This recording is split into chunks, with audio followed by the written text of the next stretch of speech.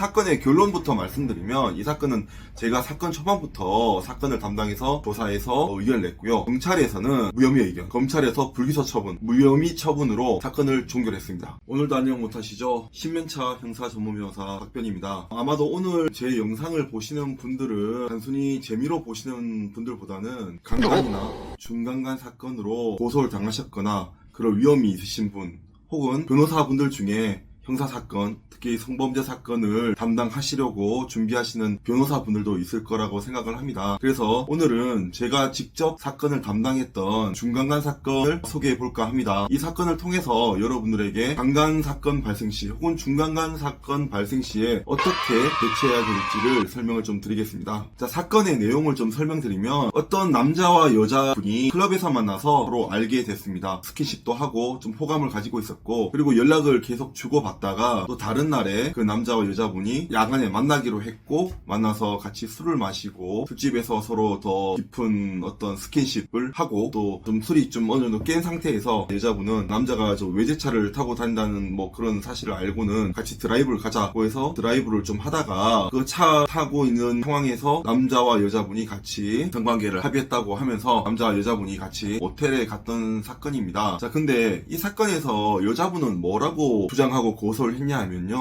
자기가 호감이 있어서 남자분과 술집에서 만난 것도 맞고, 그리고 드라이브를 갔던 것도 맞는데, 드라이브를 하는 그 과정에서 남자가 여자에게 자꾸 추근덕거리고 뭐 몸에 손을 대고, 그래서 싫었지만 좀 참았고, 그런데 드라이브를 하는 과정에서 여자분은 술에 취한 취기가 많이 돌아서 잠깐 잠이 들었는데 남자가 여자를 데리고 모텔까지 갔고, 도착한 이후에 여자분이 일어나 보니까 모텔이었고, 근데 몸을 가누기 되게 힘들었고 그래서 어지러워서 자기는 이제 남자가 하는 대로 이끌려서 모텔 방까지 갔었다, 이렇게 주장을 합니다. 또 여자분은 이렇게 주장을 해요. 모텔 안에 들어갔을 때 좀 정신이 나서 화장실에 먼저 간다고 하고, 화장실에 들어가서는 자기가 위험하다고 지인에게 문자를 보내고 또 나왔는데 남자가 침대에 앉아서는 여자를 옷을 벗기고 또 가슴을 만지고 계속 이제 추행을 하고 성관계로 나아가려고 해서 깜짝 놀라서 다시 화장실로 도망쳐서 지인한테 도와달라고 문자를 보내고, 그렇게 해서 얼마 뒤에 그 여자분의 지인이 경찰에 신고를 했고, 경찰이 모텔에 현장 출동해서 조사를 받게 된 사안이었습니다. 자, 이때 신고를 당하고 조사를 받게 된 남자분은 굉장히 당황스럽겠죠. 갑자기 모텔에서 자기의 입장에서는 여자와 합의하에 모텔에 들어왔고 성관계를 하기 위해서 당연히 모텔에 들어왔다고 생각했고, 여자분이 잠깐 화장실 간다고 해서 갔다 오라고 했고 자기는 기다렸는데, 갔다 와서 이제 스킨십해서 성관계로 나가려고 가던데 여자가 또 화장실에 가서 좀 있는데 갑자기 모텔 방에 쿵쿵쿵쿵 누가 두들겨서 문을 여니 경찰이 온 거죠. 경찰이 와서는 신고받고 왔다고 하면서 현행범으로 체포하겠다는 겁니다. 그래서 여자는 경찰과 함께 나갔고 그쪽에서부터 진술을 했었고, 남자분도 경찰관에게 이제 조사를 받게 된 그런 상황이었습니다. 자, 쟁점은 뭘까요? 이런 사건은 우리나라에서 굉장히 많이 일어나는 사건입니다. 어쩌면 중강간 사건의 대부분은 이런 비슷한 상황에서 발생을 합니다. 여자는 술을 마셔서 정신이 없었는데 와보니까 모텔에서 남자가 자기 옷을 벗기고 성관계를 했거나 하려고 했다, 이렇게 주장하고, 남자는 아니다, 술을 같이 마신 건 맞지만 여자하고 합의하에 모텔에 갔고 아니면 자기 자취방에 가서 성관계를 하려고 했다, 억울하다, 이렇게 서로 주장이 대립됩니다. 이 사건의 쟁점은 딱 하나입니다. 남자와 여자가 같이 합의해서 성관계를 하기 위해서 모텔로 갔냐, 아니면 여자가 술에 취해서 동의한 적이 없는데 남자가 알아서 모텔에 들어가서 성관계를 하려고 했냐, 여자가 술 취한 걸 이용해서. 이게 핵심입니다. 이 사건의 결론부터 말씀드리면 이 사건은 제가 사건 초반부터 사건을 담당해서 조사해서 의견을 냈고요. 경찰에서는 무혐의 의견, 검찰에서 불기소 처분, 무혐의 처분으로 사건을 종결했습니다. 굉장히 좋은 결과죠. 자, 그러면 어떻게 해서 경찰부터 검찰까지 무혐의 의견, 불기소 처분이 날 수 있었는지 사건에 대해서 좀 설명을 드리겠습니다. 이 사건에서 핵심은 남자분이 경찰 조사를 받고 난 직후에 그 다음날 곧바로 형사 전문 변호사였던 저한테 상담 의뢰를 상담을 했고 저한테 사건 관계에 대해서 최대한 자세히 설명을 해줬습니다. 저는 사건 진술을 들으면서 최대한 검사처럼 꼼꼼하게 사건 내용을 재구성하고, 의뢰인이 어떤 부분을 설명할 때 모순점은 없는지, 또 거짓 진술을 하는 것은 아닌지에 대해서 최대한 추궁하듯이 진술을 확보했습니다. 그래서 그 진술의 모순점이나 시간 순서상 문제점이 없는지, 증거관계를 따져봤을 때 의뢰인의 말을 증명할 수 있는 증거들이 존재하는지에 대해서 꼼꼼하게 체크를 하다가 결국에는 변호사인 저희가 더 이상 의심하기 어려울 정도로 의뢰인의 말이 진실에 가깝다라는 어느 정도 확신이 들었을 때 그때부터는 의뢰인의 말에 따라서 증거 확보를 하기 위해서 최대한 빨리 움직였습니다. 자, 다시 한번 설명드리면 이 의뢰인은 사건 당일 경찰이 직접 출동을 했고 현행범 체포가 됐고 그 이후에 사건 조사를 받고 난 이후에 일단 귀가 조치됐지만 다음날 낮에 바로 변호사를 찾아왔습니다.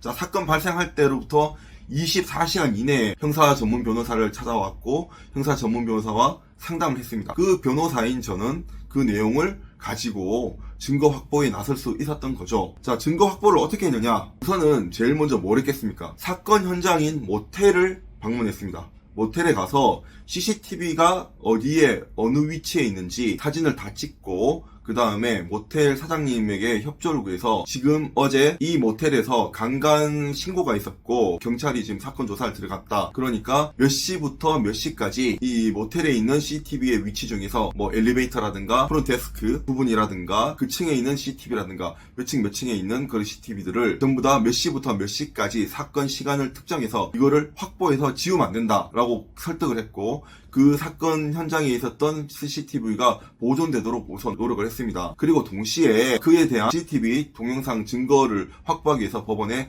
증거보존 신청을 당일 바로 냈고요.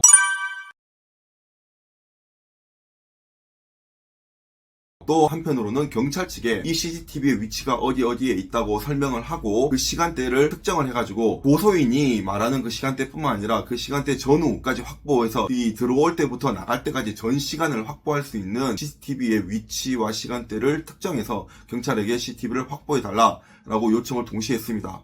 그래서 모텔 사건 현장에서의 CCTV가 사실상 곧바로 확보될 수 있는 가능성을 열어두었고, 두 번째로는 술집에서 모텔까지 이동을 했을 때 그 이동 경로에 편의점이 있었습니다. 그 남자와 여자는 모텔에 들어가기 전에 모텔에 있는 주차장에 차를 세워두고 편의점까지 같이 걸어갔습니다. 그리고 편의점에서 남자의 주장에 의하면 여자가 물건을 고르고 대화도 하고 그리고 영수증을 확인하기도 하고 뭐 이런 행위를 다 했죠. 여기서 여자는 뭐라고 주장했죠? 여자는 드라이브 하는 와중에 술에 취해서 거의 뭐 잠이 들었고 와보니 모텔이었다. 그리고 들어가서 남자의 손에 이끌려서 모텔에 들어왔다. 이렇게 주장했거든요. 그러면 모텔에 들어갔을 때까지 이동 경로를 봤을 때 모텔에 차를 세우고 남자의 주장에 의하면 근처에 있는 편의점까지 같이 걸어갔고 그리고 편의점에서 물건을 같이 각자 골랐고 멀쩡히 걸어갔고 걸어 나왔어. 그리고 다시 모텔까지 들어갔어요. 이런 경로에서 나오는 CCTV들을 확보한다면 그럼 어떻게 되겠죠? 여자가 과연 인사불성 상태에서 완전히 술에 취해서 저항할 수 없는 그런 중간간에서 말하는 그런 상황이었냐? 아닌 게 객관적으로 확인될 수 있죠. 그래서 그 부분들을 다 일일이 체크하고 편의점에서 CCTV 보존 기간이 언제까지인지 CCTV가 남아있는지 이런 것들을 다 조사하고 확인하고 남자분의 진술에 따라서 편의점에서 결제한 내역을 봤는데 다행히 콘돔이 있었어요. 콘돔까지 샀던 거죠.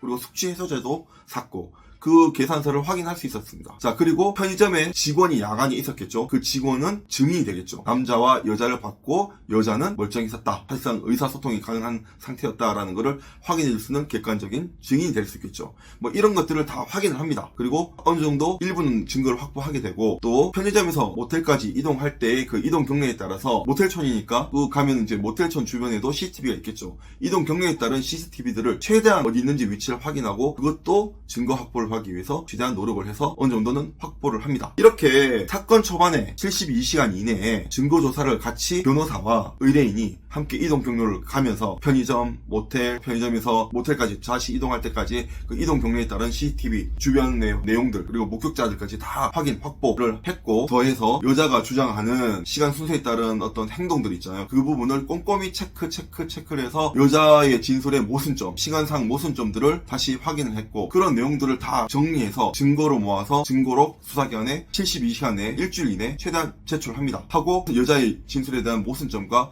반박 증거들을 모은 설명하는 의견서까지 한꺼번에 수사기관에 제출했습니다. 그렇게 해서 경찰은 여자의 진술에 따라서 수사를 최대한 했겠죠. 저는 가해자로 지목당한 남자의 진술에 따라서 최대한 반박 증거를 객관적인 증거, 논리 모순적 증거, 여자의 진술에 대한 반박 증거를 모아서 수사기관에 며칠 만에 제출합니다. 수사기관으로서는 검찰에 송치하기 전에 경찰에서는 이 증거들, 이 반박 증거들을 다 재반박할 수 있는 증거나 내용들이 있어야 되는데 그게 찾기가 쉽지 않았겠죠. 결국 경찰은 무혐의 의견으로 검찰에 사건을 보냈고 검찰은 이 사건을 무혐의 처분하게 됩니다. 여기서 핵심은 뭡니까? 결국에는 사건 초반에 무엇을 해야 하는지 아는 그 변호사를 만났고 그 변호사와 함께 최대한 반박 증거를 빨리 만들었다는 거. 그래서 검찰에서 무혐의 처분을 받았기 때문에 재판에 넘겨지지 않았고, 재판에 넘겨지지 않았기 때문에 고소당한 남자는 최대한 빨리 정상적인 생활로 복귀를 할 수 있었던 겁니다. 이 사건을 통해서 알 수 있는 중요한 사실은 세 가지죠.